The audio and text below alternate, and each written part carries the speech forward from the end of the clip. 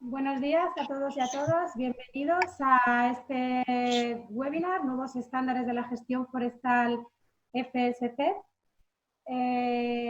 Comentaros que soy Lorena Guerra, de FSC España.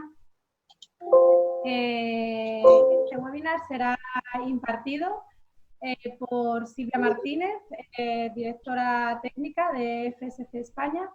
Y bueno, en breve comenzará, en estos minutos, mientras estoy hablando, la gente se va conectando automáticamente.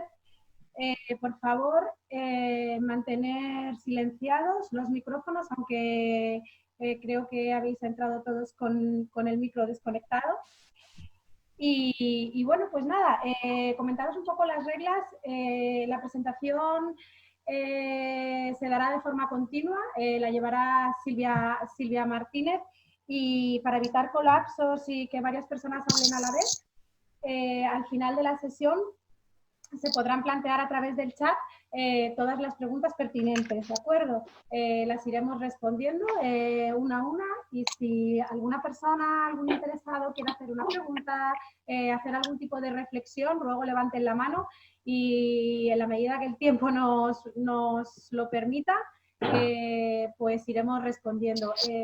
La sesión dura 1 hora y media. Y bueno, vamos a comenzar, no sin antes introducir a Gonzalo Anguita, director de FSC España, el cual presentará y dará paso a Silvia posteriormente de este webinar. Sin más, me retiro, me silencio el micrófono. Silvia, hazme con la mano que estás de acuerdo en todo, ¿vale? Gonzalo, cuando quieras puedes hablar. Hola, buenos días. ¿Me oís todos? ¿Se me oye? Vale, muchas gracias. Pues nada, muchísimas gracias a todos por haberos incorporado en esta importante sesión para nosotros. Yo simplemente, bueno, pues quería transmitiros al comienzo de esta sesión que va a coordinar Silvia. Os voy a transmitir pues un poco el estado de situación. Me gustaría transmitiros y contaros que la certificación forestal en España, afortunadamente, en el último año pues, ha experimentado un crecimiento. No es un crecimiento espectacular, como viene siendo en los últimos años, pero sí podemos decir que hay un crecimiento, que estarán rondando el 10%, ¿vale? Entonces, hay superficies forestales que se han incrementado en el último año. Por ejemplo, es el caso de la de Andalucía. También hemos visto crecimiento en Cantabria. Hemos visto la primera certificación de la entrega de este primer certificado que está ubicado en Palancares, en la provincia de Cuenca, no se ha podido realizar a consecuencia del coronavirus, pero espero que algo se pueda hacer en los próximos meses. Además de estas comunidades, pues hemos observado también algún crecimiento en la Comunidad Valenciana. Y por último, evidentemente, ha crecido también el Principado de Asturias y Galicia. Galicia ha experimentado también un crecimiento probablemente de los más significativos. En definitiva, desde el último año, con respecto al año anterior, pues estamos hablando de una superficie de 234.734 hectáreas, más el crecimiento que vemos en este último periodo. Evidentemente, pues el tema de coronavirus, pues ya veremos cómo nos va a afectar, aunque de momento parece ser que no está teniendo de momento en el corto plazo un impacto en la gestión forestal. La semana pasada tuvimos la convención con FSC Internacional y tuvimos una sesión el viernes pasado donde participó Frank, que es el director de operaciones de FSC Internacional, y pues nos transmitió que a nivel de gestión forestal, pues FSC observando un crecimiento. Con independencia de estas cifras de crecimiento, sí que me gustaría aprovechar este momento para transmitiros bien que con independencia del crecimiento a nivel cuantitativo de las cifras forestal, pues es también muy importante la calidad. Bueno, no sé si me habéis terminado de oír, estaba hablando un poco de la perspectiva que hay de crecimiento en la certificación de la gestión forestal de FSC en España. No sé si se me ha escuchado bien.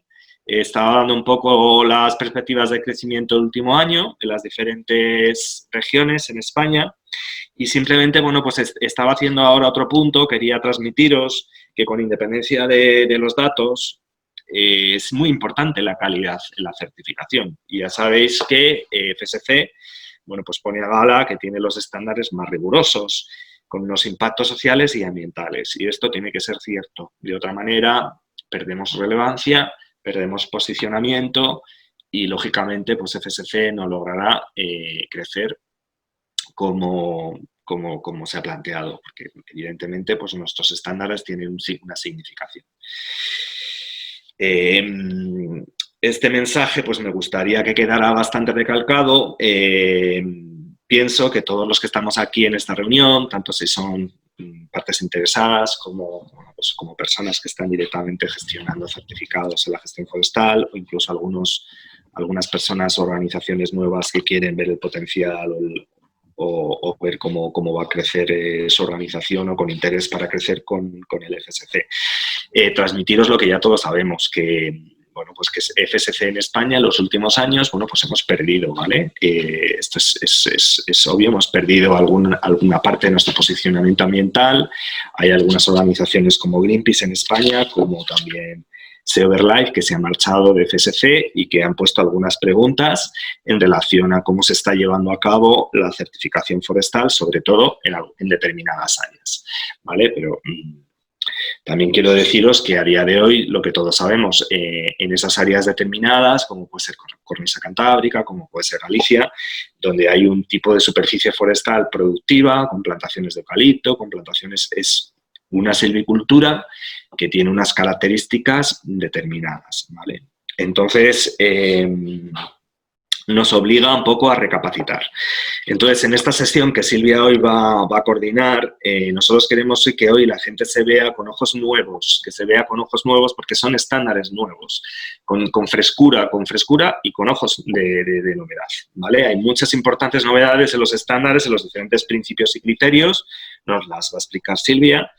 Sí, 5 minutos, vamos, 3 minutos, Gonzalo. Vale, me da 3 minutos Lorena y ya voy a acabar. Simplemente quería recalcar que, bueno, pues de estas importantes novedades, evidentemente los servicios de los ecosistemas y las nuevas declaraciones que permite el anexo en el procedimiento de los estándares, pues yo creo que es una novedad importante. Yo creo que va a permitir a muchos gestores forestales y a mucha propiedad forestal poder declarar determinados impactos a nivel ambiental en sus certificados de gestión forestal, impactos que sean verificados. Con esto yo voy a ir acabando. Agradeceros a todos que estéis aquí. Evidentemente me voy a quedar en la sesión. Estaremos atentos a las preguntas y respuestas y transmitiros a todos que, bueno, creo que la sesión se va a grabar, pero sobre todo habrá nuevas sesiones de información sobre los estándares nuevos de gestión forestal de FSC en España. Así que nada, pues espero que la sesión sea provechosa y muchísimas gracias. Gracias, Gonzalo.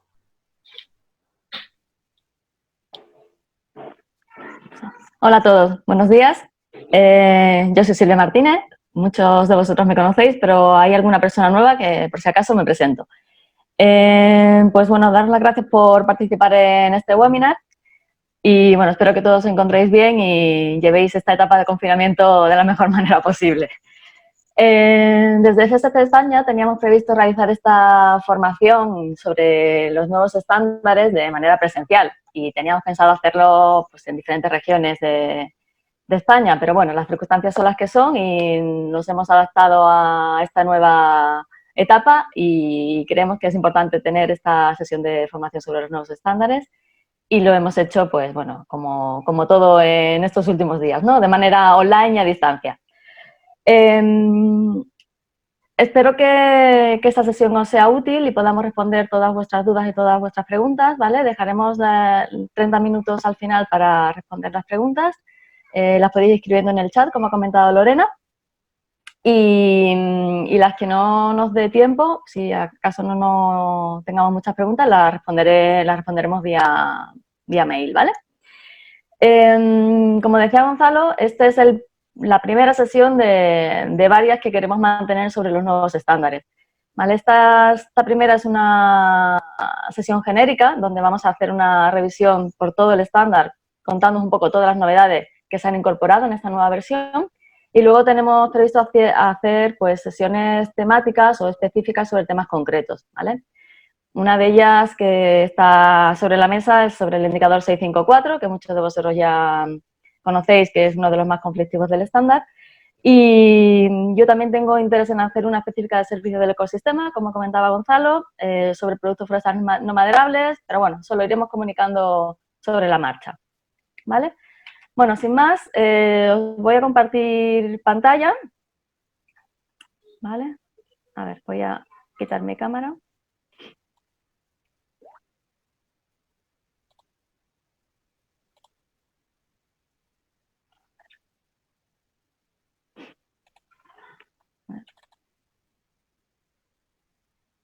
¿Ves mi pantalla, verdad?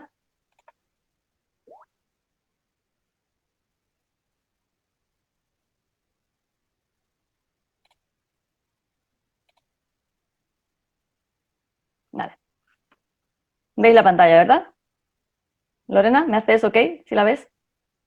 Ok, perfecto, gracias. Vale. Bueno, pues esto es un poco todos los temas que quiero tratar hoy. ¿Vale? Es un poco ver el estándar cuando entró en vigor, cuál es el periodo de transición, cuál es la situación en la que nos encontramos ahora por la situación del COVID, el alcance del nuevo estándar, nuevos conceptos importantísimos como es el de escala, intensidad y riesgo, y nuevos conceptos e indicadores que aparecen a lo largo de todo el estándar, ¿vale? El estándar nacional se denomina con estas siglas que veis arriba, el FSC-PRO 60006 versión 2, y sustituye a la anterior versión del estándar que ha estado vigente hasta el 15 de enero de este año, ¿vale?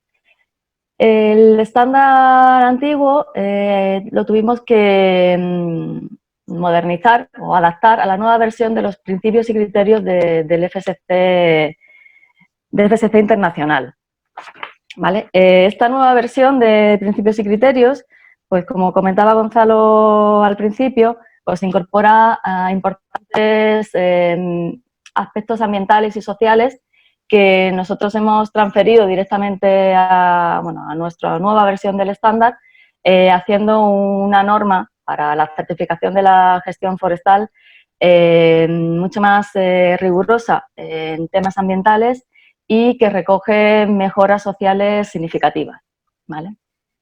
Y ahora las iremos viendo. El proceso de transferencia de los estándares nos ha llevado un largo periodo, casi cinco años, en el que hemos trabajado para hacer esa transferencia, ¿no? Esa adaptación del estándar anterior a los nuevos requisitos de los principios y criterios de FSC internacional. Finalmente, el estándar se aprobó en agosto de 2018, pero bueno, tuvimos un periodo de mejoras, de adaptar algunas recomendaciones que nos imponían desde FSC internacional, y finalmente el estándar fue publicado el año pasado, en octubre del año pasado, y entró en vigor 3 meses después de su publicación, y entró en vigor el 15 de enero de este año, ¿vale? El estándar que aplica a día de hoy para la certificación de la gestión forestal es este documento, que es un documento público que está colgado en la web de FSC Internacional. Y actualmente hay un periodo de transición de 12 meses desde su entrada en vigor, en el que todos los titulares de gestión forestal que a día de hoy estén certificados con la vieja norma tienen que adaptarse y pasar una auditoría de certificación con este nuevo estándar, ¿vale? Durante todo este proceso de elaboración de la nueva norma, pues hemos trabajado un grupo de personas al que quiero agradecer enormemente su trabajo durante estos años, que hemos tenido muchas reuniones y muchas discusiones, pero creo que ha merecido la pena y tenemos un estándar nuevo mejorado, ¿no? Es el Comité de Estándares de FSC España, al que quiero dar enormemente las gracias. Se componen por 2 miembros por cada cámara, ¿vale? Está Manuel de Luque de Iroco por la Cámara Social, que es un socio corporativo, Juan Picos, que es un socio individual que también está en la Cámara Social. En la Cámara Económica está Luis Javier del Grupo ENCE y Francisco Álvarez de CERNA. Y por la Cámara Ambiental tenemos a Francisco Marín, es un socio individual, y Alberto Rojo, que es un socio individual. Hoy nos acompañan miembros del Comité de Estándares. Tenemos a Alberto Rojo, a Juan Picos y a Francisco Álvarez presentes en el webinar. Y bueno, agradeceros también vuestra presencia aquí y intervendrán durante la sesión. No sé si Alberto, Paco y Juan, ¿queréis saludar, decir algunas palabras? Os dejo. Hola, buenos días, simplemente. Gracias, Paco. Bueno, Alberto no sé si nos escucha y Juan sí que está, porque lo he visto. Alberto tenía algún problema de conexión, pero vale. En breve entra. Vale, perfecto. Bueno, pues continuamos. Hola, sí que estoy por aquí. Hola, Juan, ¿qué tal? Buenos días. Muy bien, hola a todos. Es que estoy con un teléfono en una oreja y el auricular en la otra, entonces no doy más. Vale, perfecto. Bueno, como decía, el estándar de gestión forestal es la norma o son las reglas que aplican a la parte de gestión en monte, ¿vale? Sería este primer eslabón de todo el proceso de certificación, ¿vale? El gestor forestal que quiera certificar su gestión tiene que cumplir con esta nueva norma de la que vamos a hablar hoy, ¿vale? Y os cuento brevemente, por si hay alguno que no sepa el proceso. Esta nueva norma el gestor adecúa su gestión a estos nuevos requisitos y la entidad de certificación, que es una tercera parte independiente, evalúa el cumplimiento con esos requisitos, ¿vale? Y esta entidad de certificación, a su vez, está acreditada para poder hacer auditorías de gestión forestal FSC por una entidad independiente que es la entidad de acreditación internacional, ¿vale? Que es el ASI. Bueno, a día de hoy, también Gonzalo contaba un poco al principio la evolución de la certificación de la gestión forestal en España. A finales del año pasado teníamos 334.000 hectáreas certificadas en gestión forestal. Y bueno, veis que en los últimos años hay una tendencia al alza y esperemos que sigamos aumentando aún más esta superficie certificada de FSC. Como todos sabéis, debido a la situación del coronavirus, las auditorías de gestión forestal y de cadena de custodia pues, se han visto modificadas, ¿vale? FSC sacó una derogación al principio de esta crisis y que actualizó el mes pasado, el 23 de abril, en la que se hacía excepciones para poder seguir con la marcha de los certificados de gestión forestal y cadena de custodia, ¿no? Y debido a que no se puede viajar y hay que mantener las distancias, pues se permite realizar auditorías de escritorio, ¿vale? Pero no en todos los casos. Las auditorías iniciales, es decir, aquellas auditorías de titulares nuevos que vayan a certificarse por primera vez, no pueden realizarse de escritorio, es decir, se posponen, ¿vale? Hasta que se pueda realizar esa auditoría vía normal, ¿no? Como la parte de campo y la vía de escritorio, la parte documental. Y las recertificaciones quedan pospuestas, se pueden posponer hasta 12 meses, pero tiene que tener una auditoría de seguimiento en ese periodo, ¿vale? Todas las otras auditorías se pueden realizar de escritorio siempre y cuando no haya una situación de riesgo, ¿vale? En la derogación, que también es un documento que es público y que está colgado en la web de BSC Internacional, veis todos los escenarios y los requisitos que tienen que cumplir aquellos titulares para poder realizar una auditoría de escritorio. Vale. Esta es la nueva norma, ¿vale? La nueva norma tiene 10 principios, 63 criterios y 204 indicadores, ¿vale? Tiene el mismo número de principios que la anterior, pero no son los mismos principios, ¿vale? Se ha reunificado algunos de los indicadores y algunos de los requisitos en los nuevos principios, ¿vale?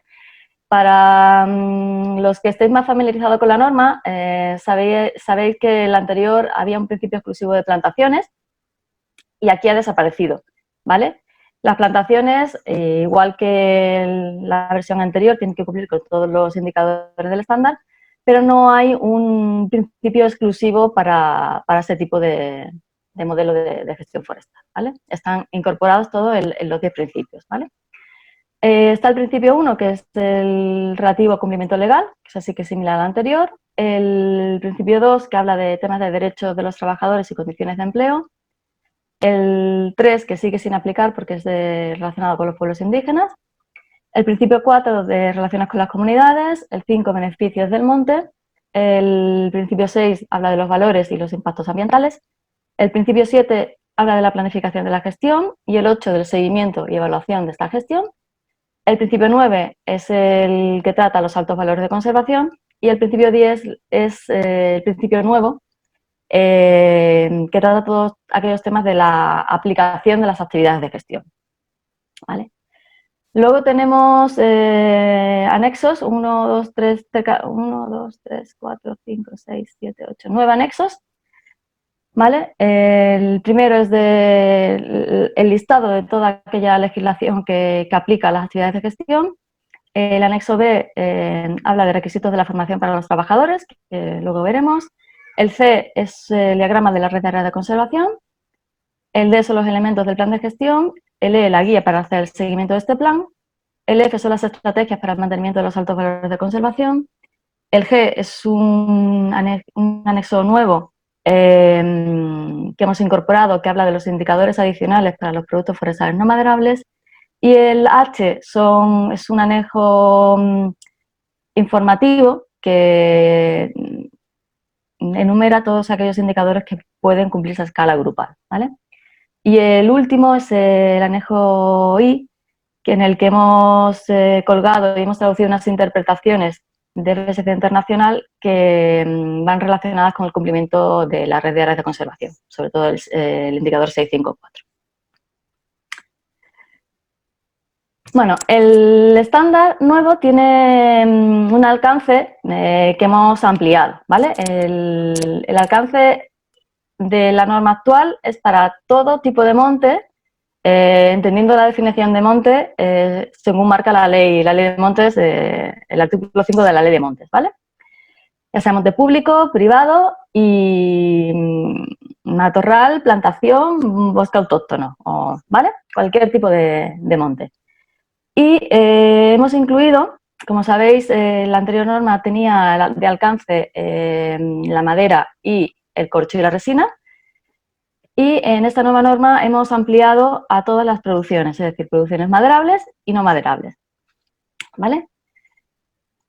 Todas las no maderables. No tenemos anexos específicos. Se incluyen en toda la norma, ¿vale? Lo único que hay es un anexo específico con unos indicadores que tienen que cumplir aquellos titulares de certificados que deseen incluir producciones no maderables en el alcance de su certificado.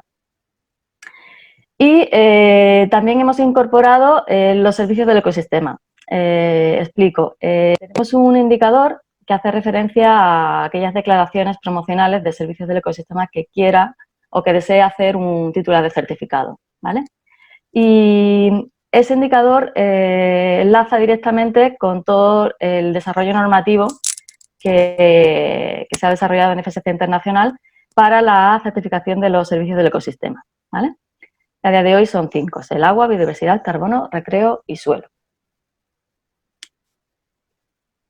¿vale? Ahora vamos a hablar de un concepto nuevo que está integrado en el estándar y para nosotros es muy importante porque, bueno, el objetivo principal de incorporar el concepto de escala, intensidad y riesgo es adecuar la normativa de gestión forestal a todas las particularidades de unidad de gestión, ¿no? y tipo de gestión. Lo que queremos es que si tenemos una unidad de gestión pequeña, pues que no tenga que cumplir los mismos requisitos que si es una unidad de gestión mucho más grande o donde la intensidad de gestión sea menos intensa, ¿vale? El escala, intensidad y riesgo, ¿vale? Que he puesto las siglas porque a lo largo del documento del estándar aparecen esas siglas al lado de algunos indicadores, que ahora explicaremos cómo se identifican y qué significa exactamente, ¿vale? Pero, bueno, la escala de intensidad y riesgo determina la probabilidad de que potenciales impactos negativos se den sobre los valores económicos, ambientales y sociales. Y, en consecuencia, esto lleve a unos incumplimientos en los principios y criterios del FSC.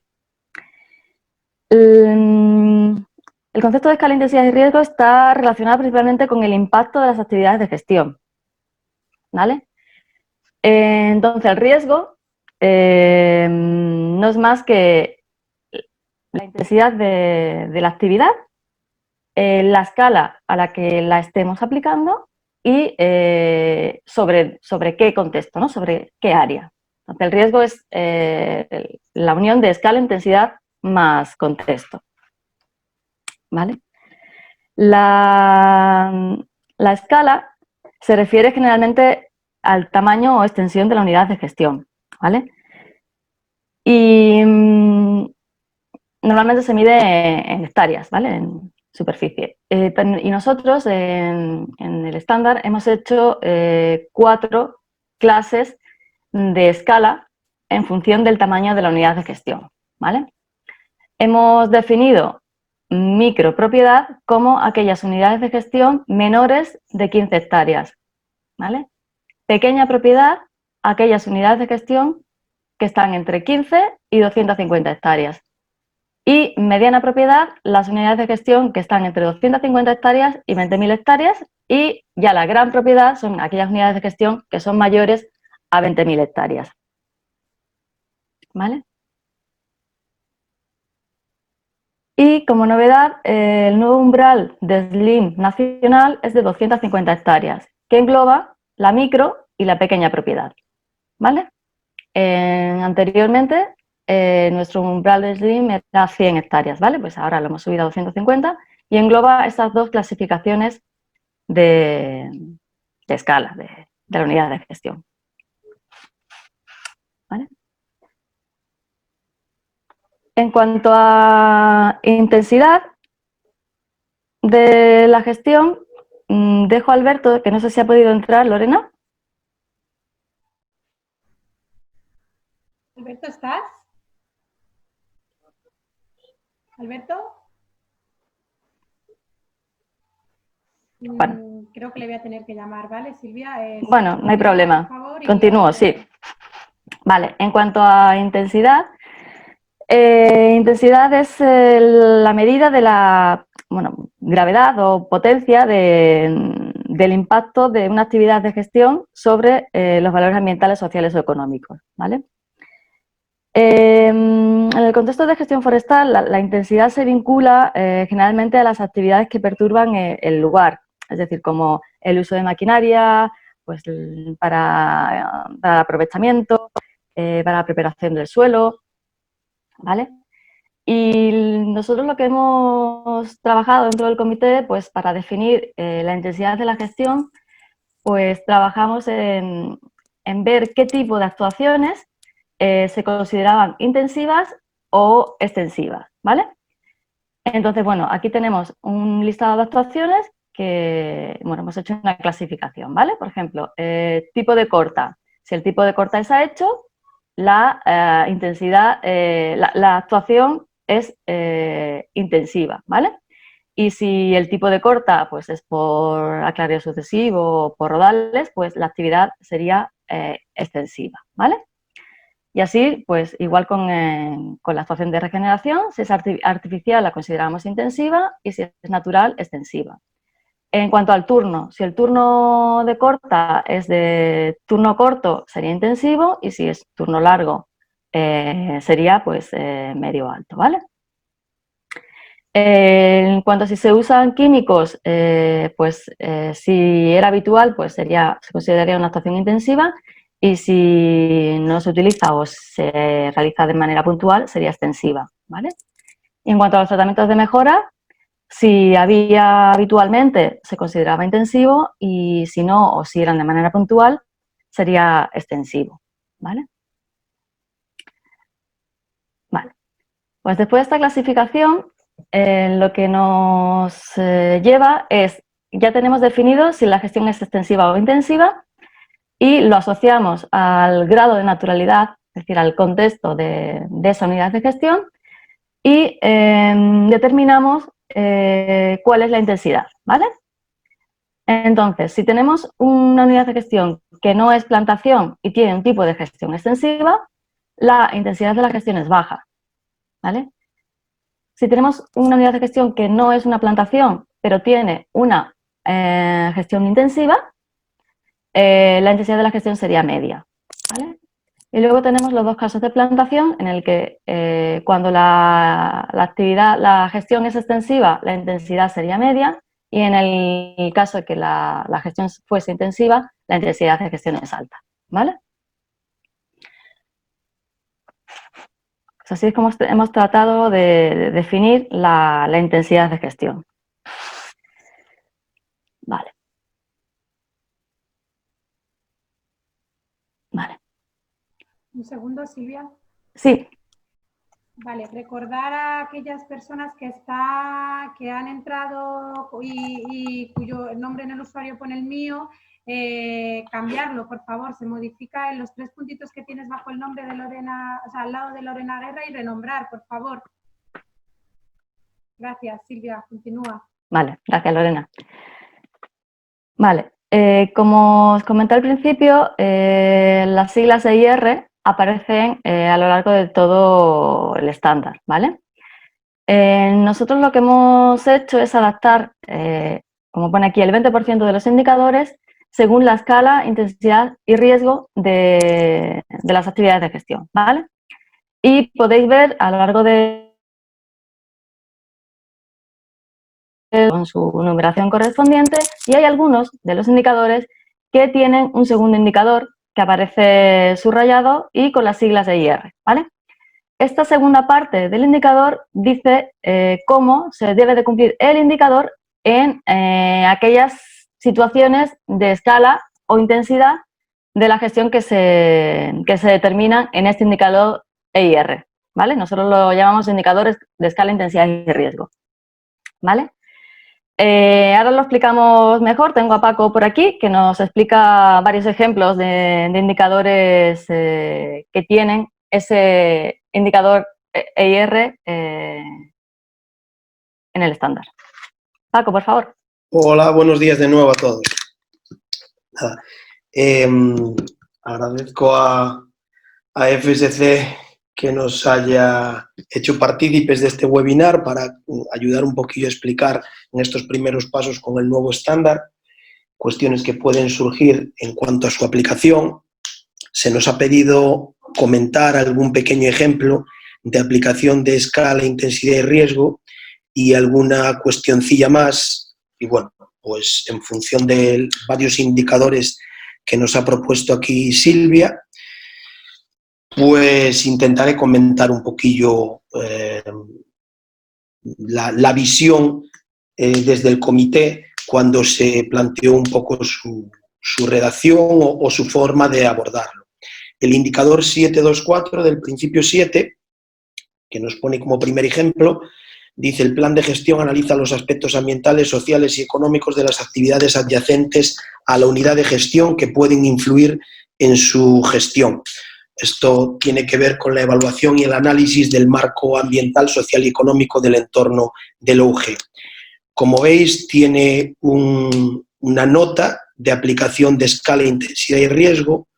Es una nota que es bastante repetitiva en los indicadores que están abordados en función de escala, intensidad y riesgo, y en la que claramente, en la mayor parte de los casos, agrupa las tipologías de micropropiedad y pequeñas propiedades, es decir, menos de 250 hectáreas, y digamos que les asigna un nivel de cumplimiento.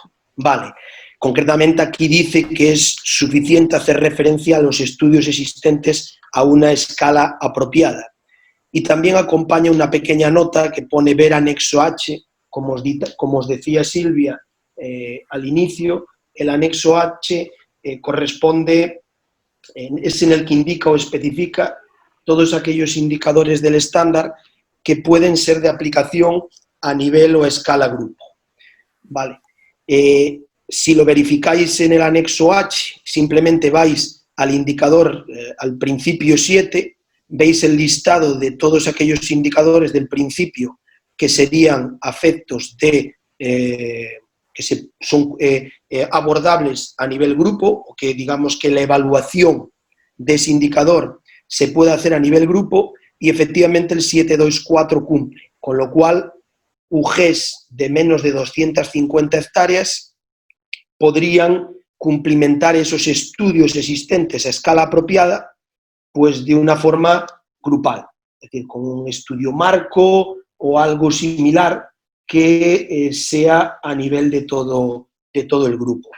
Esto facilita las cuestiones en el sentido en que es documentación, es información que se puede generar de una manera colectiva, pues a nivel grupo, y que por tanto lo normal y lo más operativo, en su momento así lo creímos, espero que seáis de la misma opinión, la entidad de grupo es la que le correspondería hacer esa referencia a estudios existentes y que suplementaría, digamos, o no haría necesario que cada UG hiciera la aportación o figurara la aportación o la referencia individual a cada uno de esos estudios.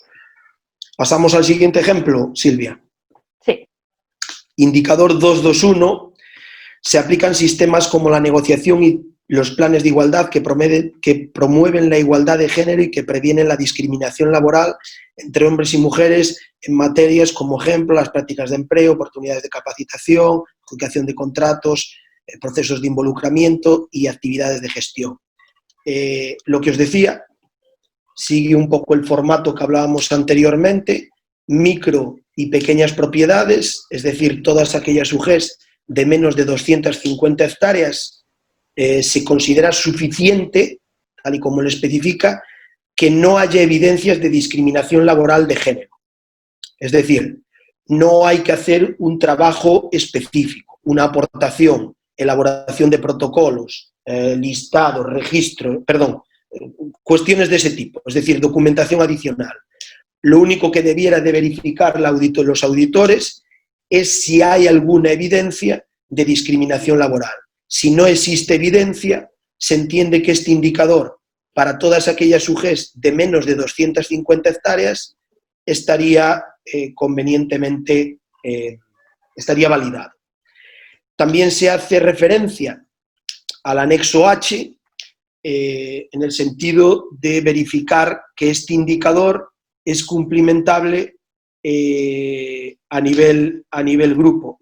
Tengo por aquí el indicador H, que es el 221. Criterio 2, indicador 2.1, este indicador puede evaluarse a nivel de grupo, es decir, entra dentro de los que es posible hacer una verificación, un estudio, un abordamiento, a nivel de grupo.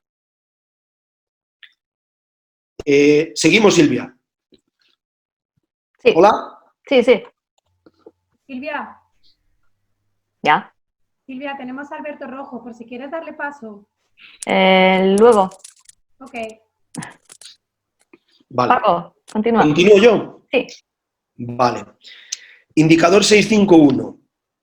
Este indicador, además de tener abordamiento de escala, intensidad y riesgo, tiene también un formato que, como veríais, se repite en algunos otros indicadores. El tema de mejor información disponible. Esto estaba en los SIGIS, es una traducción literal. Este indicador concretamente se refiere a identificar los ecosistemas nativos que existen o que podrían existir en condiciones más naturales dentro de la unidad de gestión. Como mejor información disponible para identificar este tipo de ecosistemas nativos, tal y como con la definición y con las especificaciones que se nos hacían en los SIGIS, se hace un desplegable con 4 alternativas. Por una parte, 4 alternativas en la que la primera, digamos, que es la de mayor importancia o prioridad, y las otras, digamos, que van en orden decreciente, es decir, más a nivel local, a nivel más particular, y las de arriba, las que tienen un mayor, digamos, una aplicación, una escala un poquito más regional, nacional, etcétera. Aquí dice específicamente, nombra la directiva Hábitats, que es de obligado cumplimiento, evidentemente. Estudios, en el apartado B, estudios, bases de datos o cartografía y cartografía existentes a escala local y regional, es decir, ya existentes. Apartado C, consultas con expertos locales y regionales. Se hace una mención específica a que no implica que haya un servicio de consultoría. Y de otras fuentes disponibles se refiere a cualquier otra consulta, documentación, estudio, trabajo, investigación, etcétera, etcétera, de generación propia o que se haya localizado y que sean de aplicación específicamente para nuestra UG. Sigue en formato micros y pequeñas propiedades, las agrupa, las pone en el mismo cajón.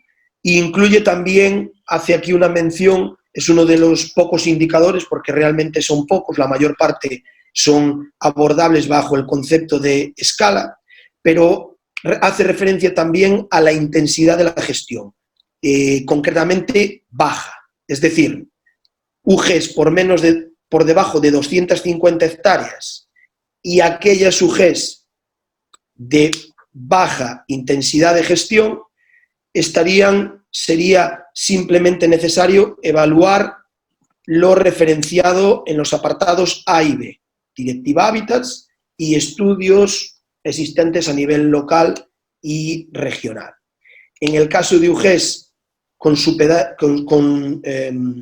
superficie superior, sería como mínimo necesario probar o haber referenciado los apartados A, B y C, es decir, algún tipo de consulta con expertos locales y regionales. ¿De acuerdo?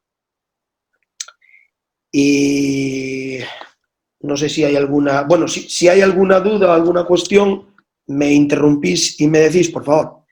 Seguimos, Silvia. Sí, seguimos.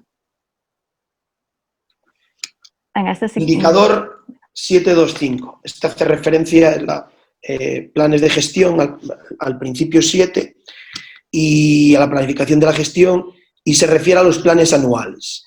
Existen planes anuales que contienen al menos, y dice 2 apartados, la descripción detallada de los usos, aprovechamientos y trabajos de mejora a realizar en el año, debidamente presupuestados, y una descripción detallada de las acciones a realizar en el año, dirigidas a identificar y proteger los hábitats y especies mencionados en el indicador 641, debidamente presupuestada.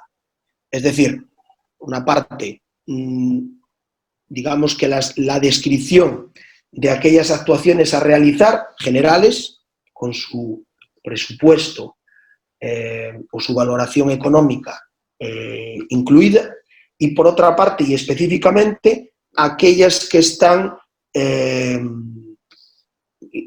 que están dirigidas a identificar y proteger hábitats o especies mencionados en ese indicador 641. Tiene también, se aborda en función de escala, intensidad y riesgo, tiene 3 puntos, micros, aquí sí que se discrimina entre micros y pequeña propiedad, ¿vale? Para micros menos de 15 hectáreas es suficiente con la justificación de la ejecución de las actividades del plan de gestión.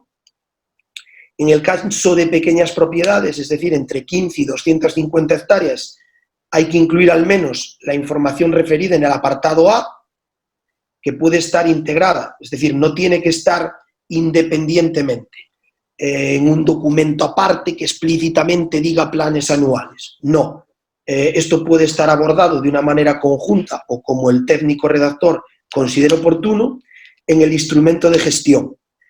Recordar que instrumento de gestión hace referencia al, digamos, documento técnico que cumplimentaría los requisitos normativos en cada comunidad autónoma, normalmente.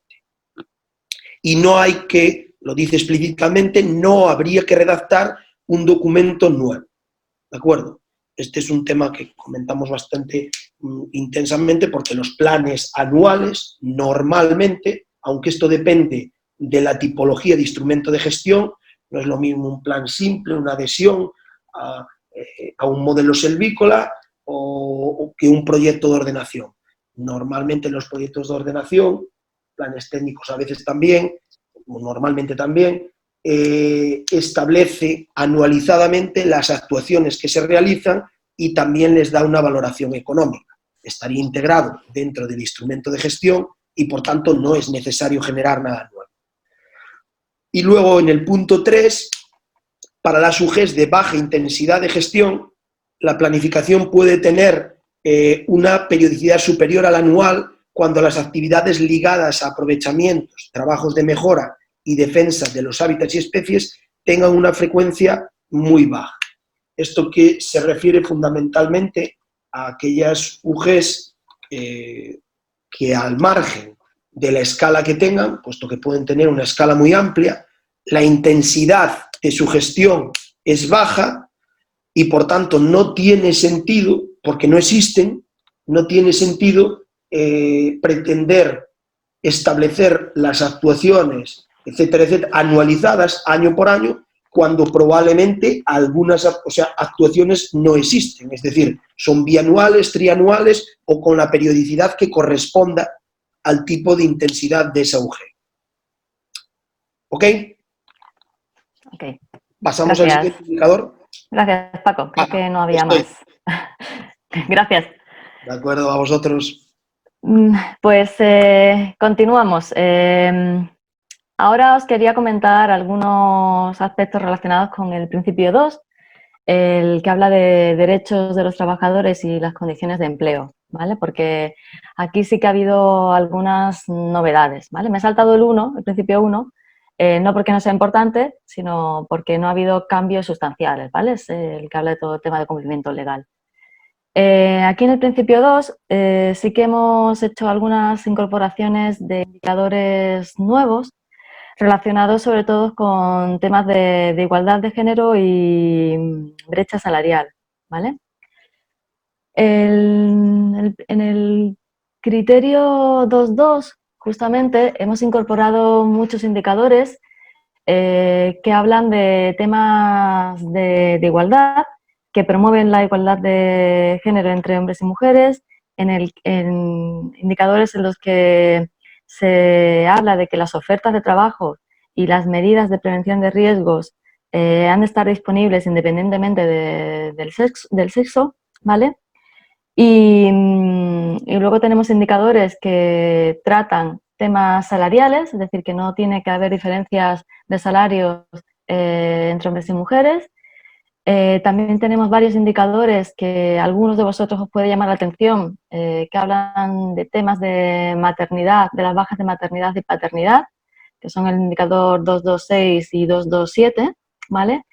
En el que se dice expresamente que, bueno, que todos los trabajadores tienen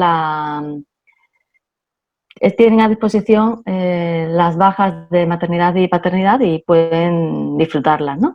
Esto fue un tema que discutimos bastante en el comité porque para nosotros los considerábamos como un tema que ya estaba recogido en nuestro marco legislativo, pero desde Internacional nos hicieron ver que si no estaba puesto podía no cumplirse, ¿vale? Entonces, por eso está puesto, decimos mantenerlo, igual que algunos otros indicadores que os puede chocar porque dicen, no, si esto en España no es ningún problema, esto se cumple. Bueno, lo hemos querido mantener justamente para tener la garantía y evidencia de que realmente se está cumpliendo con estos requisitos sociales y de temas de igualdad de género, ¿vale? Luego tenemos también indicadores que hablan de temas de discriminación y acoso sexual, ¿vale? Como es el 229. Y un indicador que habla del salario mínimo interprofesional, ¿vale? Que es el que está regulado por ley y el que se tiene que aplicar como salario mínimo en las actividades de gestión forestal, ¿vale? Comentaros que hay una nueva versión de los indicadores genéricos internacionales, que es la versión 2, en el que hay indicadores específicos de temas laborales que incorporaremos en la próxima revisión de la norma, ¿vale? Luego, en el principio 2, también tenemos un anejo específico que habla del tema de la formación que tienen que recibir los trabajadores de la unidad de gestión, ¿vale? Aquí hemos hecho también una novedad importante, que hemos incorporado unos requisitos específicos que debe de cumplir todo aquel trabajador que realice trabajos con motosierra, ¿vale? Doy paso a mi compañero Marcos Estevez, que os cuenta un poco el tema de la formación para trabajadores y la formación específica para motosierristas. Marcos, por favor, cuando quieras. Buenos días a todos. Voy a ser breve. En los requisitos que incluye el anexo B son de aplicación a aquellos trabajadores que tienen responsabilidades laborales en el cumplimiento del estándar de gestión forestal FSC para España.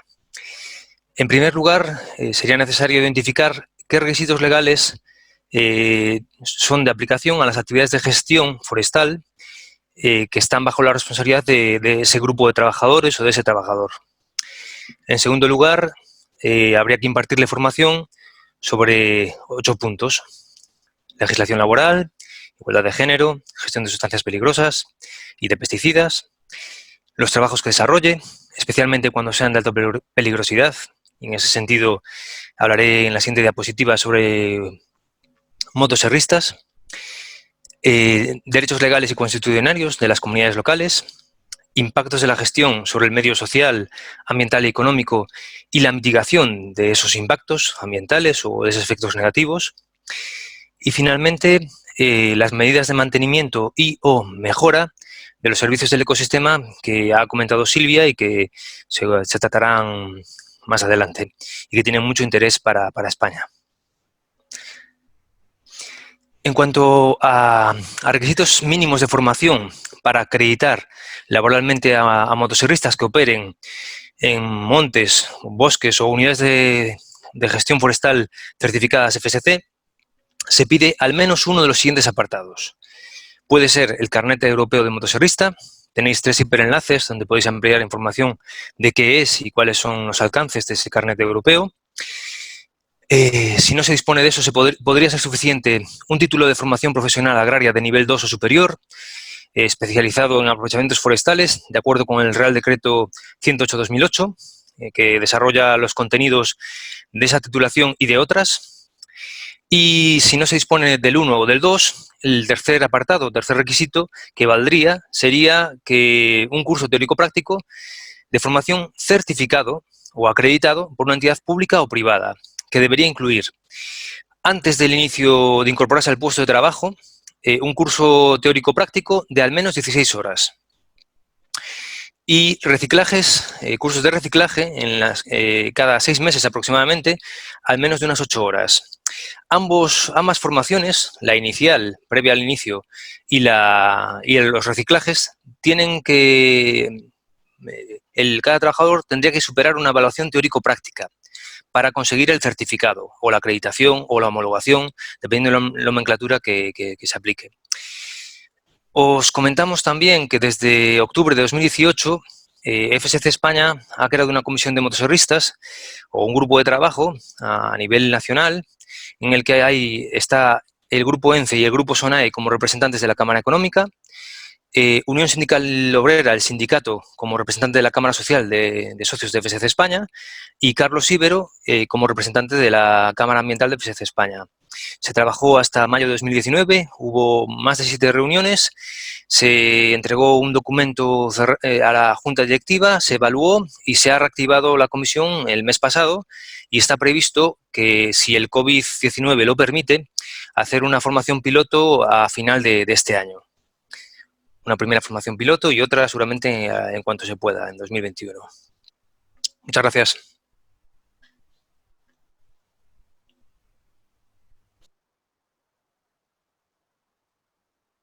Gracias, Marcos.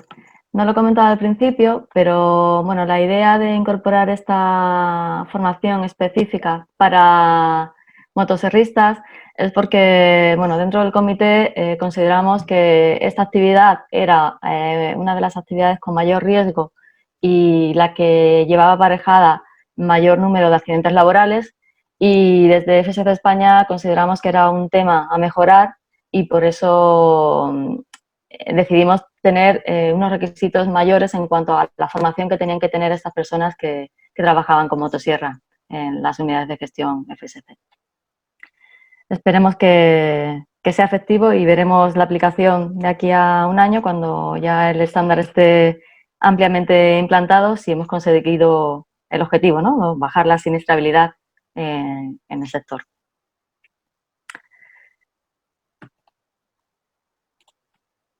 Vale.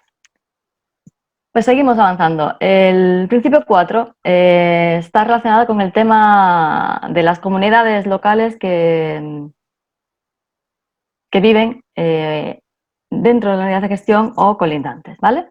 El tema de las relaciones con las comunidades. El concepto de consentimiento libre, previo e informado es un concepto nuevo que no estaba anteriormente y que ha sido nuevo para todos los miembros del comité, y que aparece por primera vez en el indicador 424, bueno, en el principio 4 y en otros principios, ¿vale? Es un concepto que veréis a lo largo de todo el estándar. El consentimiento libre, previo e informado no es más que una persona o una comunidad dé su visto bueno para el inicio de una acción antes de que comience, ¿vale? Si esta acción pues puede afectar de alguna manera a derechos, ¿no? que tenga la persona o la comunidad.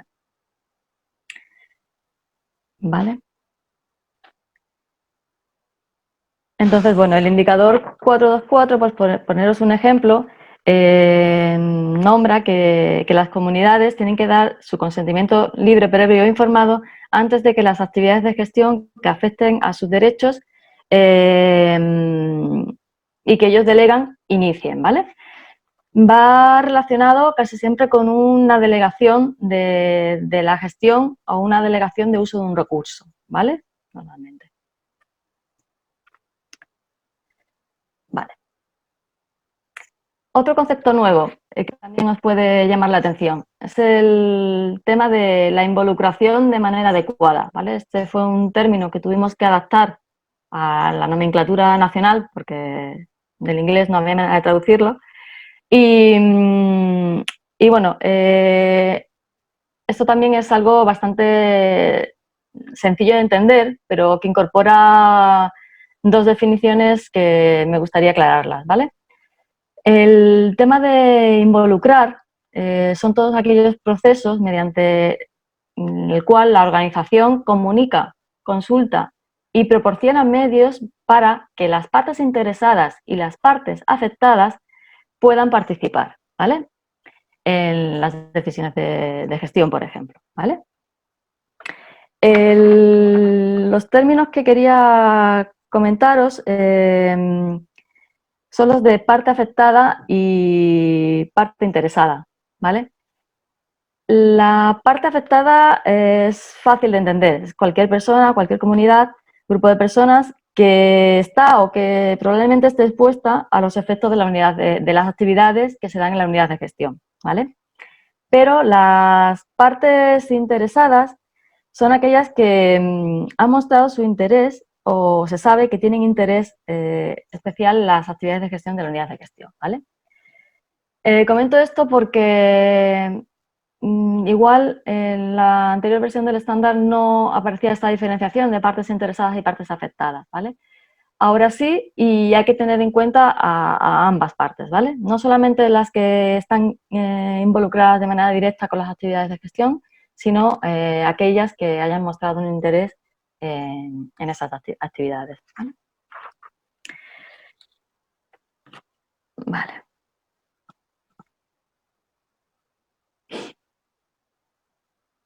Vale. Vamos ya al principio 5, que hablamos de beneficios que nos ofrece el monte, concretamente. Y aquí hemos incorporado el tema de los servicios del ecosistema. Como comentaba al principio, aparece un indicador nuevo, que es el indicador 513, en el que hace referencia a aquellos casos en el que la organización quiera realizar declaraciones promocionales sobre los servicios del ecosistema, ¿vale? Y lo liga al procedimiento de servicios del ecosistema, demostración del impacto y herramientas de mercado de FSC Internacional, que es el FSC Pro 30006 versión 1, ¿vale? En este procedimiento y en la guía que ha desarrollado FSC Internacional se da la opción a que todos aquellos titulares de certificados de gestión forestal puedan ampliar el alcance y puedan incluir la certificación de los servicios del ecosistema. ¿Por qué se ha desarrollado esto? Bueno, desde FSC Internacional se quería poner sobre la mesa unas herramientas que pudiesen utilizar los gestores forestales pues para poner en valor que a través de la gestión forestal que realizan pues preservan y mejoran el servicio del ecosistema, ¿vale? Y que esto sea una vía por la cual los gestores forestales puedan recibir nuevos incentivos por esta gestión que realizan, ¿vale? A día de hoy se pueden certificar la conservación de la biodiversidad, el secuestro y el almacenamiento de carbono, los servicios de las cuencas hidrográficas, la conservación del suelo y los servicios recreativos, ¿vale? El estándar no incluye cómo se tiene que hacer este desarrollo para la certificación de los servicios del ecosistema, pero sí te da la opción de que un titular que quiera ampliar ese servicio pueda realizar las declaraciones promocionales, ¿vale? A través de este indicador 513. Y todo aquel que esté interesado en certificar servicios del ecosistema tiene que aplicar este procedimiento que pongo aquí, ¿vale? Como comentaba al principio, a mí me gustaría tener otra sesión formativa justamente centrándonos en este tema, ¿vale? En la certificación de los servicios del ecosistema. La certificación o la ampliación del alcance a los servicios del ecosistema se hace de manera integrada a todo el proceso de certificación de la gestión forestal, ¿vale? Como no podía ser de otra manera. En el momento de aplicar el estándar, pues también se aplicaría el procedimiento y cuando la entidad de certificación vaya a evaluar el cumplimiento de esa gestión con la normativa de referencia, que es nuestro estándar nacional, también evaluaría esos requisitos para la certificación de los servicios del ecosistema, ¿vale? Vale. Otro concepto nuevo que aparece en el estándar y aparece también en el principio 5 es el de mejor información disponible, que Paco ha comentado al principio porque salía en uno de los ejemplos de indicadores de escala, intensidad y riesgo, y si quieres puedes comentar ahora un poco más en profundidad qué es esto de mejor información disponible.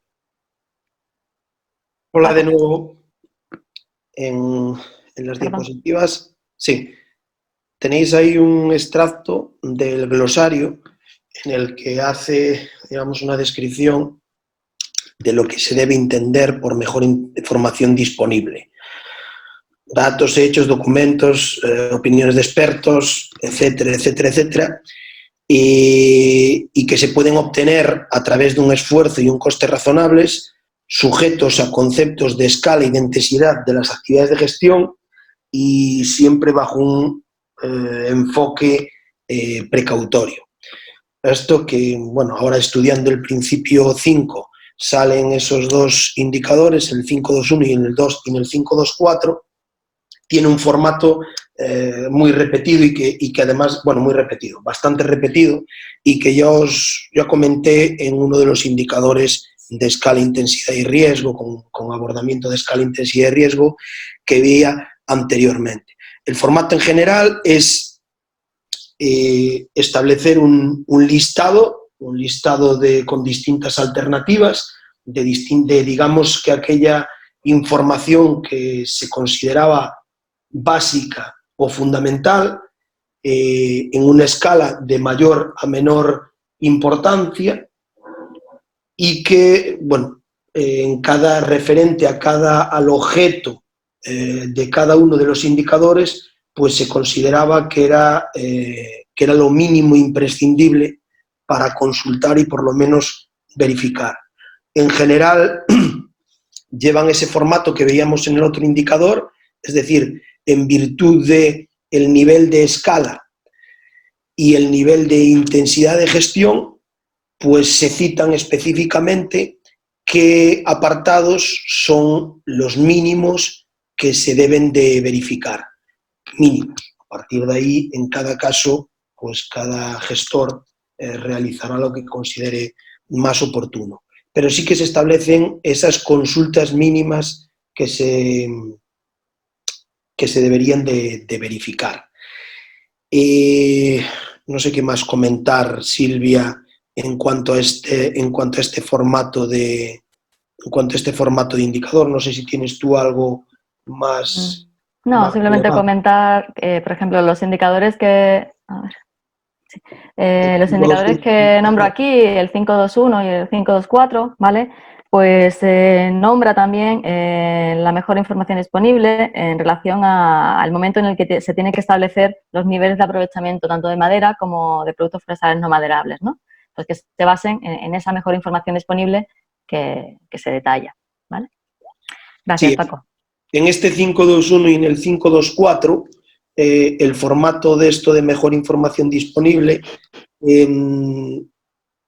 se consideró dejarlo un poco más genérico, es decir, se abre un listado, pero no se especifica exactamente en qué caso se debe de utilizar uno o utilizar otro. Simplemente el comité consideró oportuno extender ahí simplemente en reflejar, en citarlos, pero no concretizar a cada tipología de escala de unidad de gestión y de intensidad, pues cuál tendrían que verificar.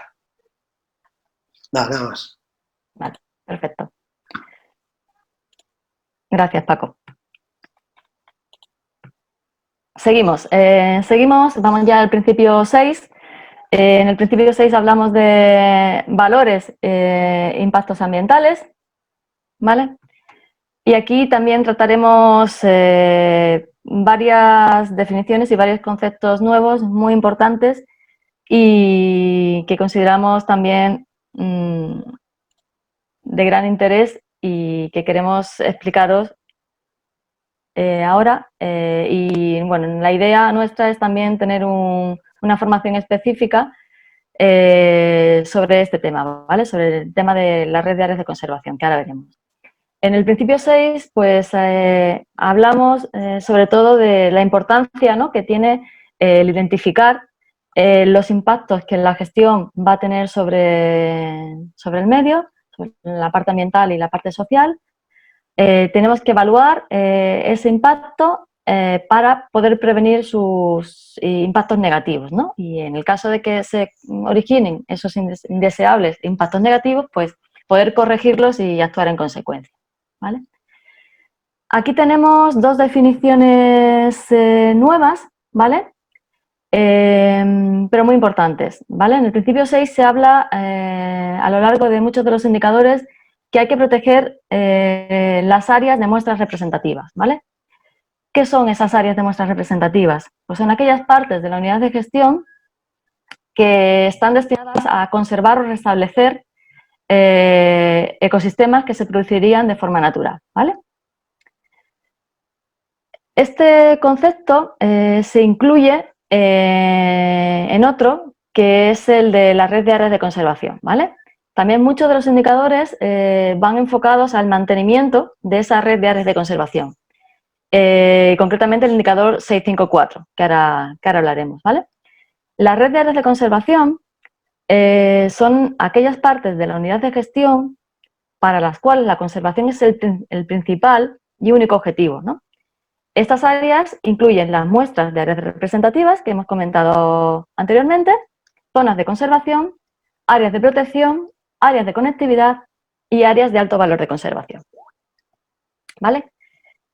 Sé que son dos conceptos no difíciles de entender, pero sí de diferenciar y de aplicar sobre el terreno, ¿vale? Ahora creo que tenemos a Alberto Rojo, que ha podido entrar finalmente, que nos va a aclarar más el concepto de la red de área de conservación. ¿Está Alberto, Lorena? Hola, buenos días. Hola, Alberto, ¿qué tal? Muy buenas. Espero que me escuchéis bien. Perfectamente. Bueno, primero, perdón por haber tardado en conectarme, debido a mi inutilidad informática y también a mi penosa conexión rural. Pero tenía que haber hecho una presentación antes, que creo que ha hecho Paco. Muchas gracias, pero aquí estoy para lo que queráis. Gracias a ti. Bueno, el tema de la red de áreas de conservación es seguramente uno de los puntos a la vez más polémicos y a la vez más importantes de este nuevo estándar. Aquí en la pantalla podéis ver un diagrama de cómo debía ser esa red de áreas de conservación, pero casi, por favor, Silvia, si nos puedes poner el texto del indicador 654, que es el que hace referencia a la red, que es este. Ya digo que es un indicador muy polémico y seguramente uno de los más importantes, porque es uno de los que da lugar a las importantes exigencias ambientales que tiene este sistema de certificación. En el indicador se dice, bueno, ahí lo tenéis literalmente, que las áreas de muestras representativas, en combinación con otros componentes de la red de áreas de conservación, es decir, el conjunto de la red de áreas de conservación, tiene que comprender al menos un 10% de la unidad de gestión, además de que tiene que estar representada cartográficamente a una escala adecuada. Es decir, un 10% de la superficie certificada debe formar parte de esa red de áreas de conservación, es decir, que tiene que tener una finalidad no productiva. Bien, esto es una exigencia, así en general, del 10% de la superficie, pero hay una serie de matizaciones importantes para el cumplimiento de este indicador, que digo que es uno de los más no complicados, entre comillas, para cumplir, y esas notas de aplicación, que es, por favor, Silvia, pasa a la siguiente página, siguiente diapositiva, hay una serie de interpretaciones, es decir, un 10% de cualquier unidad de gestión. Bueno, afortunadamente hay una serie de condiciones que se pueden cumplir en función de la escala, intensidad y riesgo, de otro tema que antes ha comentado Paco. Lo primero es que, ya que hay una serie de interpretaciones que ha tenido que hacer FSC Internacional para aclarar la aplicación de este indicador, lo primero es que nos dice que si puede un propietario SLIM o un esquema de grupos cumplir con los requisitos de reserva fuera del grupo. Es decir, estamos pensando en una unidad de gestión muy pequeñita, en la cual pues, sería muy complicado reservar un 10% de esa superficie productiva, por decirlo de alguna manera, para la red de áreas de conservación. Entonces, bueno, hay una serie de matizaciones y es que se puede buscar este requisito fuera de la unidad de gestión o fuera de un grupo, porque lo vamos a ver que se puede cumplir también a nivel del grupo, cuando las UGs sean menores de 50 hectáreas.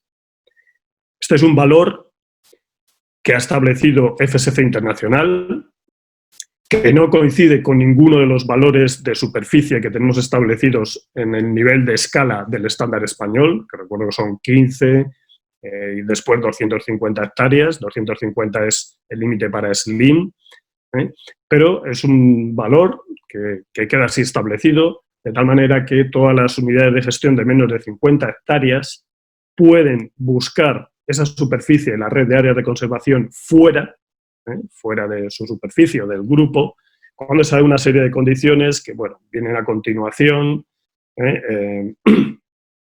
con una serie de requisitos más y más, pero bueno, no me voy a parar mucho en esto porque, como ha comentado Silvia, se va a hacer una reunión específicamente para tratar este tema. Pero vamos, la idea es que hay una serie de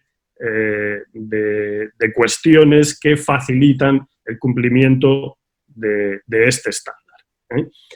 Es decir, UGs de menos de 50 hectáreas pueden buscar fuera esa superficie que tiene que formar parte de la red de áreas de conservación, siempre cumpliendo con una serie de requisitos.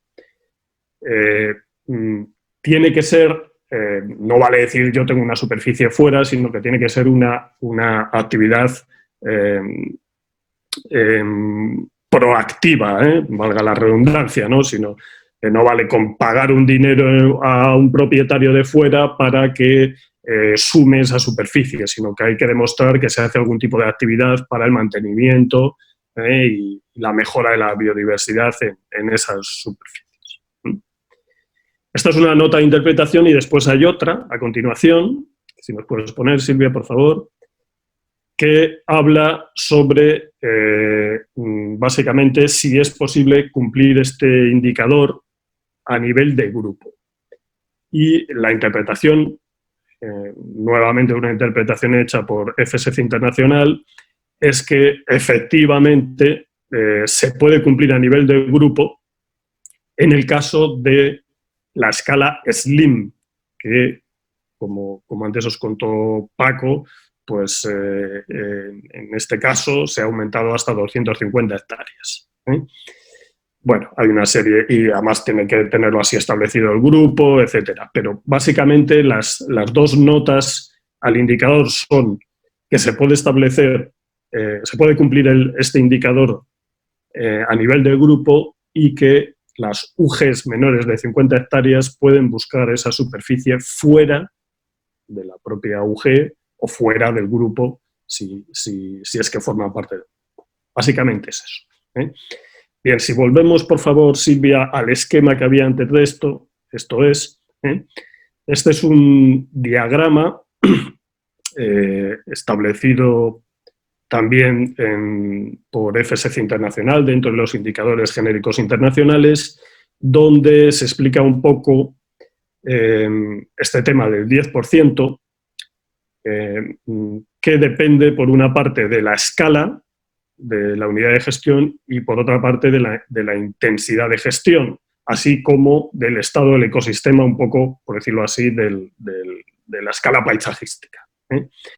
Bien, este diagrama quiere decir que se debe partir de un 10%. 10% es un requisito, y cumpliéndolo en un principio se cumple el indicador, pero realmente se pide que ese 10% debería aumentarse tanto con la escala de la unidad de gestión, con la intensidad de la gestión, si se pasa de una gestión extensiva a una más intensiva, y también a nivel del paisaje, pues debería aumentarse ese porcentaje.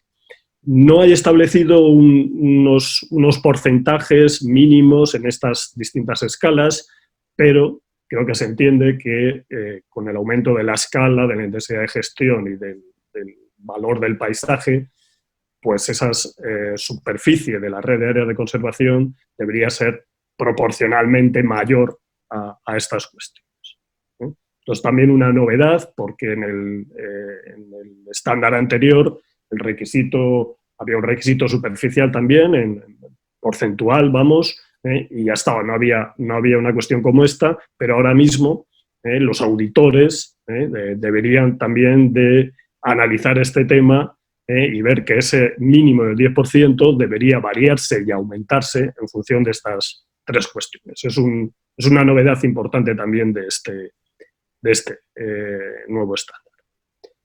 Y creo que es lo más importante de este principio 6. El principio 6 es, junto con el principio 9, los dos principios que más incidencia hacen en cuestiones ambientales dentro del estándar. Luego, pues, me parece que os voy a comentar yo también un poco cuando lleguemos al principio 9. Creo que nada más del principio 6. Silvia. Si me permite, Silvia, un único matiz a una cuestión que dijo Alberto. Sí, Paco. Decía Alberto que en la red de áreas de conservación no era posible actividades productivas. Quería matizar una cosa. Sí que son, sería un lapsus de Alberto, sí que son, es decir, actividades productivas, sí, siempre, pero es decir, los objetivos productivos siempre tienen que estar supeditados a los conservativos, priorizando estos, los conservativos. Pero me refiero que no es producción o intervención cero, sino que es producción o intervención siempre compatible y supeditado a los objetivos conservativos. Era simplemente eso. Perfecta matización, Paco. Muchas gracias. Vale. Silvia. Sí. Soy Lorena, Silvia. Sí, dime. Hola, gracias, chicos. Queda muy poco tiempo. No sé cómo lo vais a gestionar, Silvia. Estáis en el principio que estáis. Vale. Unos pocos. No te preocupes. Vale. Continuamos.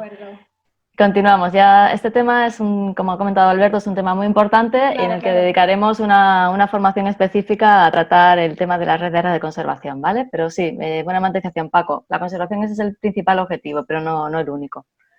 Vale, continuamos. Pasamos ya al principio 7, que habla de planificación de la gestión.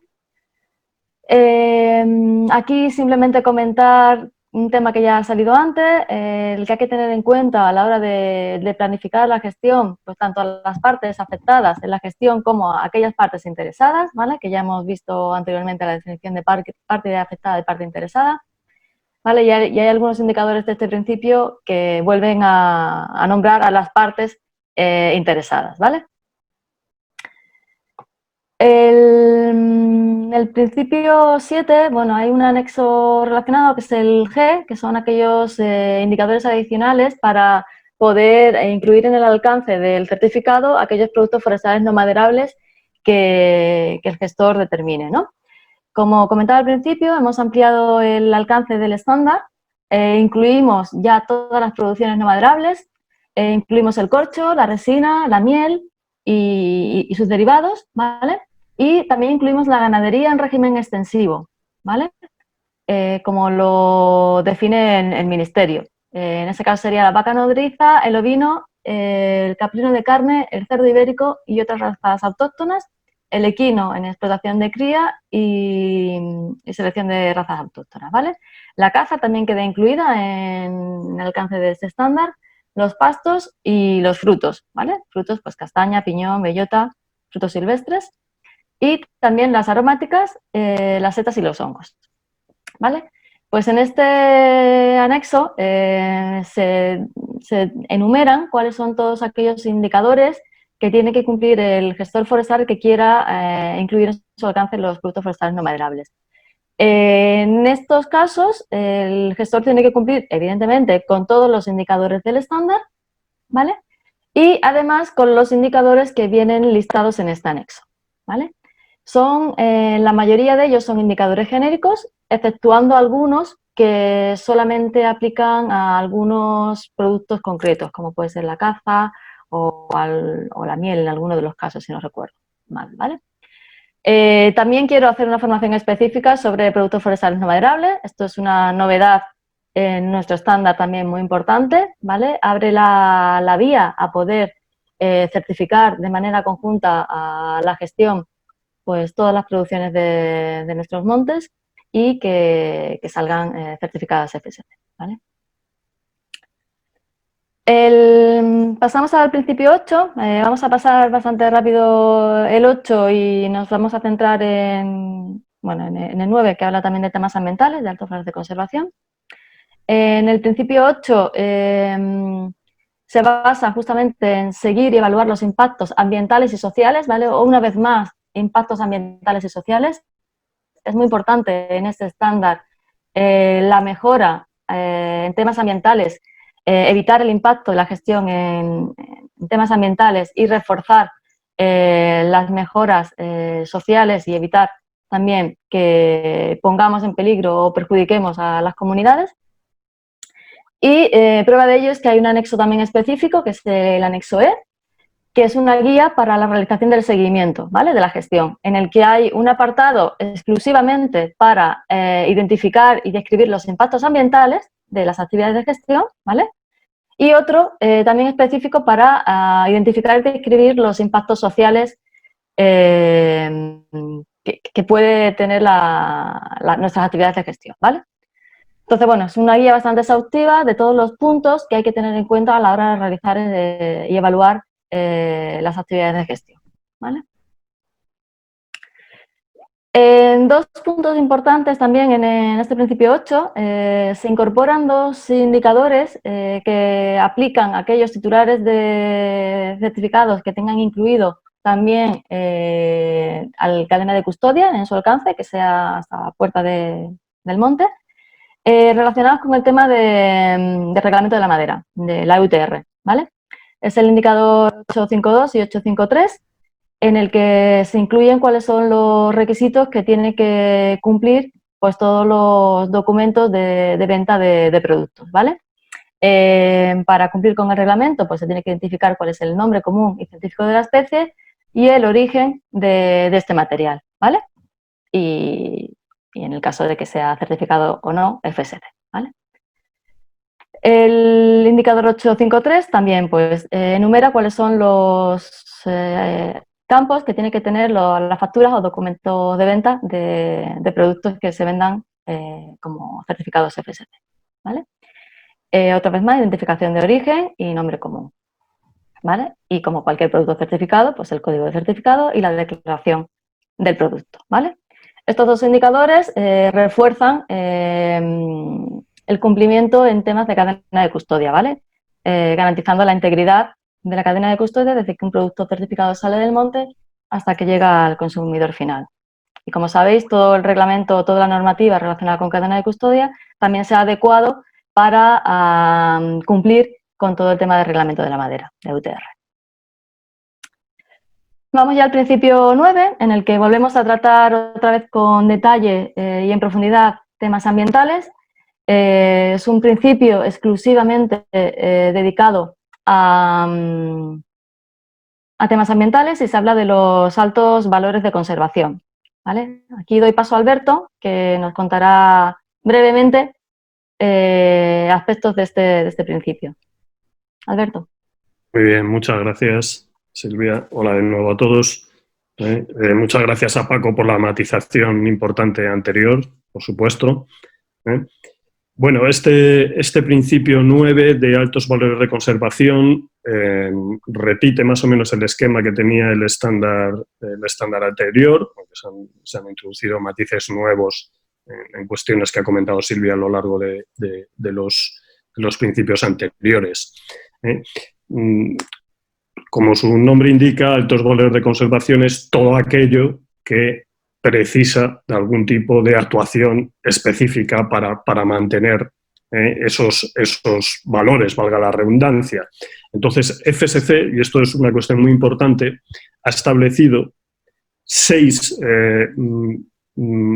tipos o clases de altos valores de conservación, que están incluidos en esta guía, que os recomiendo que la bajéis, ¿eh? Y esos 6 altos valores de conservación son estos que tenéis aquí. Podríamos hablar mucho más de ellos, pero bueno, no tenemos mucho tiempo. El primero sería la diversidad de especies, el segundo, ecosistemas a nivel de paisaje y mosaicos, el tercero, todos los ecosistemas y hábitats. El cuarto habla de los servicios del ecosistema, de los cuales también ha hablado Silvia anteriormente, en uno de los principios. Y los 2 últimos no son específicamente temas ambientales, sino que tienen que ver más con aspectos sociales. Y eso es una de las cuestiones muy importantes de este listado de altos valores de conservación, que son las necesidades de todo tipo de las comunidades locales y los valores culturales en general. Es muy importante que sepáis que este listado y esta clasificación de altos valores de conservación es algo que fue establecido por FSC y que posteriormente han sido adoptados, esta clasificación, nada menos que por la UICN, que es la Unión Internacional para la Conservación de la Naturaleza, que es el organismo más antiguo y más grande a nivel mundial de temas ambientales. Bien, el estándar incluye por supuesto, se describen un poquito más cada uno de estos tipos de altos valores de conservación, y en el estándar se incluye un anexo F donde se habla un poco de las estrategias para el mantenimiento de estos altos valores de conservación.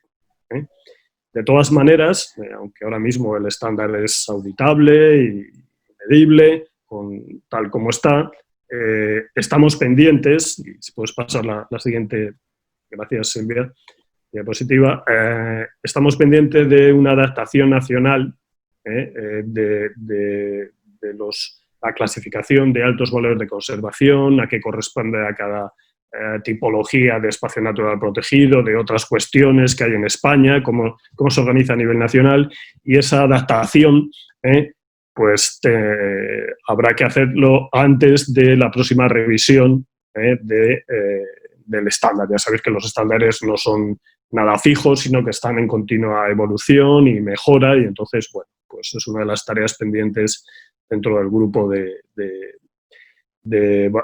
estándares que tiene FSC. Poco más que decir, porque podemos estar hablando mucho tiempo de esto, pero bueno, de momento queda bastante por hacer. Por mi parte nada más, no sé si tenéis alguna cuestión.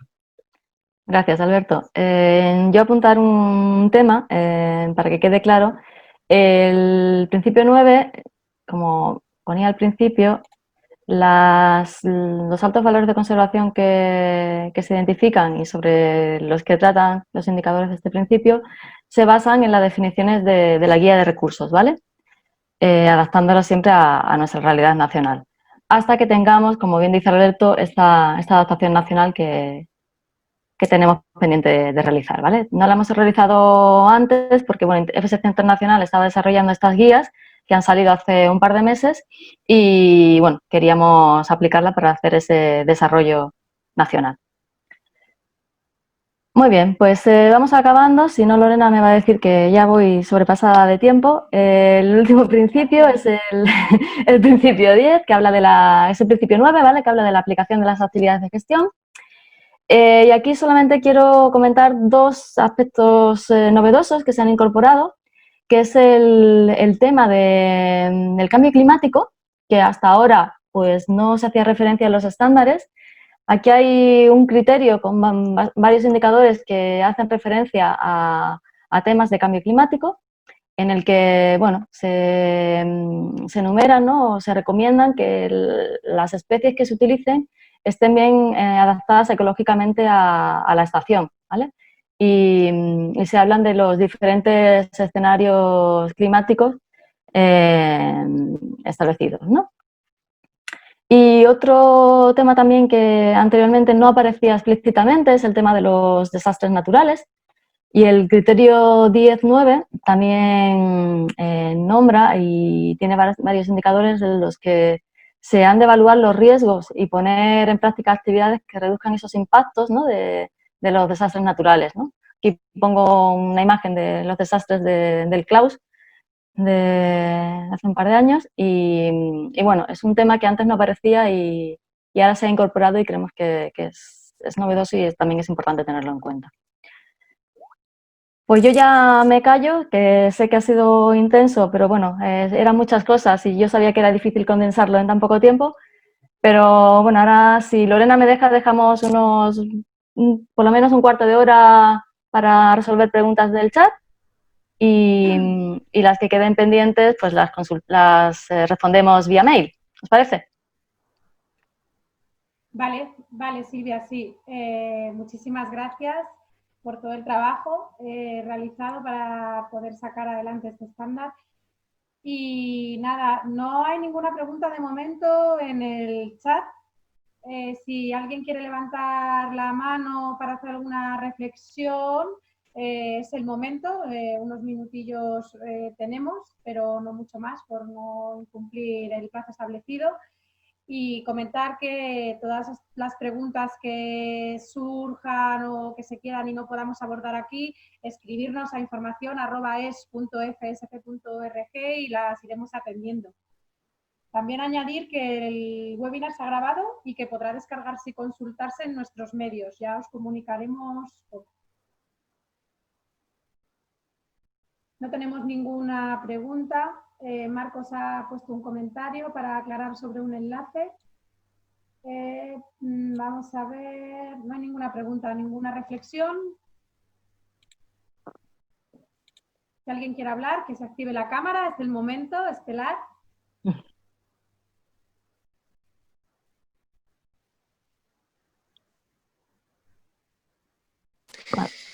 Un comentario, Silvia y Lorena, que Segundo Rodríguez, que es técnico de proyectos de FSC España, estaba comentando también que cuando se habló de los umbrales de SLIMF, se hacía referencia a superficie, al incremento de 100 hectáreas a 250 hectáreas en el umbral.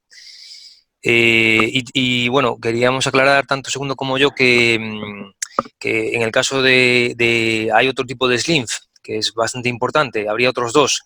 Uno sería el de montes de baja intensidad de gestión, que en muchos casos superan las 250 hectáreas de superficie y que no cortan más de 5.000 metros cúbicos al año.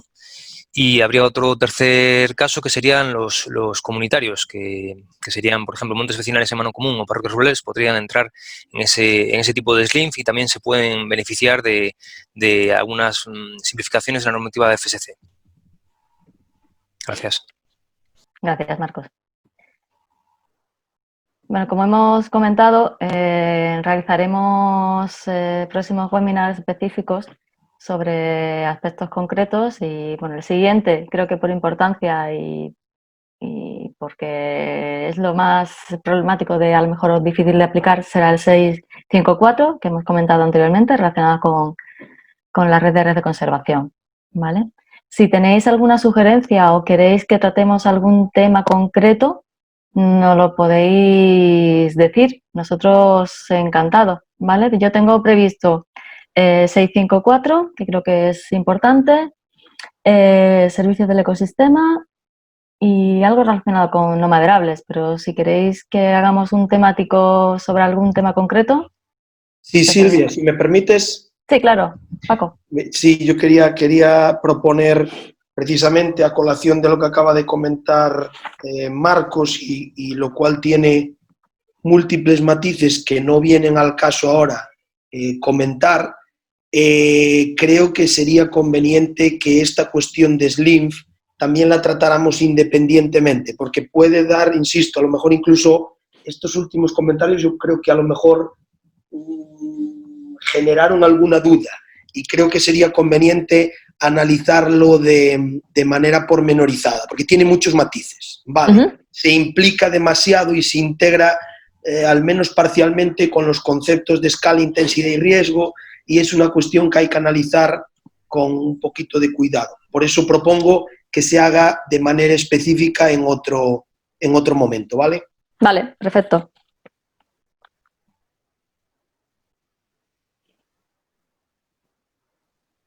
preguntan si vamos a compartir la información. Como ya he dicho antes, el webinar estará a disposición en nuestros medios y la presentación, quien la quiera, la podemos enviar por email. Nos preguntan, no sé quién, porque está con mi nombre. Si quieres, levanta la mano ahora y comentas. Buenos días, quisiera profundizar sobre el principio 7, sobre la certificación de productos no maderables. Nosotros en ADECO tenemos 11.700 hectáreas, 35 fincas y 78.000 quintales de corcho. Podemos realizar un subgrupo para certificación de algunos productos no maderables. Entiendo que es pregunta. Bueno, contesto. Sí, nosotros, como he comentado, sí que quiero hacer un webinar específico para productos forestales no maderables y, bueno, encantado de que participéis. José Joaquín Suárez preguntaba. Sí, ADECO. Muy bien.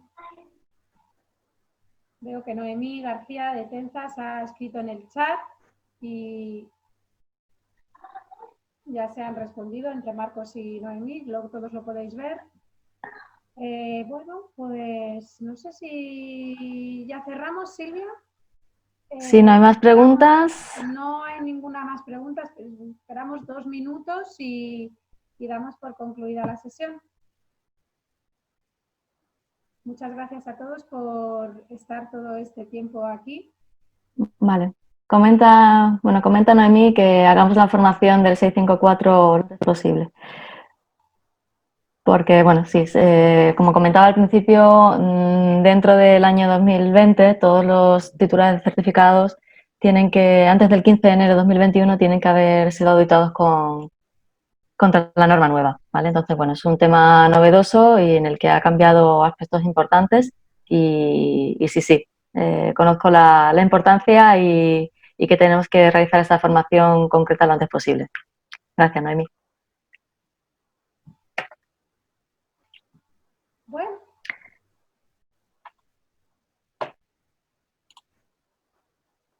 Vale, pues perfecto. Si no hay más preguntas, si alguien tiene alguna pregunta que hacer a posteriori, pues tenéis nuestros contactos y nos las podéis enviar por mail. Muchas gracias a todos y ya os... A ver, coincido con Noemí y este tema, a ver, comenta José Covelo de la Asociación Forestal de Galicia. Coincide con Noemí, este tema de los montes vecinales en mano común que puedan ser considerados como SLIM también tiene su importancia. Muchas gracias por todo. Gracias, José. Muchas gracias a todos y nada, Silvia, lo que ibas a decir, perdona. Nada, eso, que gracias por participar y os informaremos de las próximas fechas para el próximo webinar, que será sobre el 654. Pues nada, muchas gracias a todos. Gracias.